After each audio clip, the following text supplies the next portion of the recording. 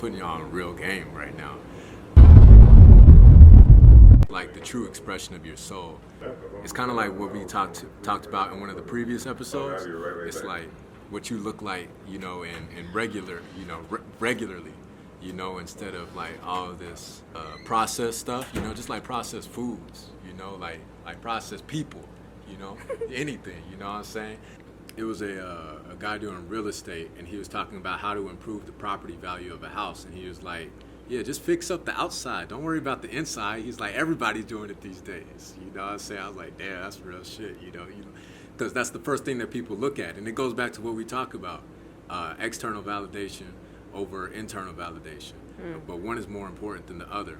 But people put a lot of focus on the external as opposed to the internal because it's what everyone sees, But when you go back home at night, you still have to deal with you. You still have to look in your mirror and be satisfied with the decision that you made in your life, whatever that may be.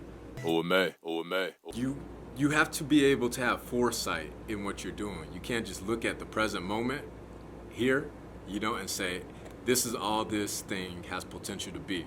You have to look up. Like I play chess a lot. I play a lot of chess, and this has helped structure like the way that I think. You have to look multiple moves, years, decades even in advance and say, okay, if I make this move today, how will this affect my decision tomorrow, next year, and years to come, potential descendants, relationships, investments, anything and everything.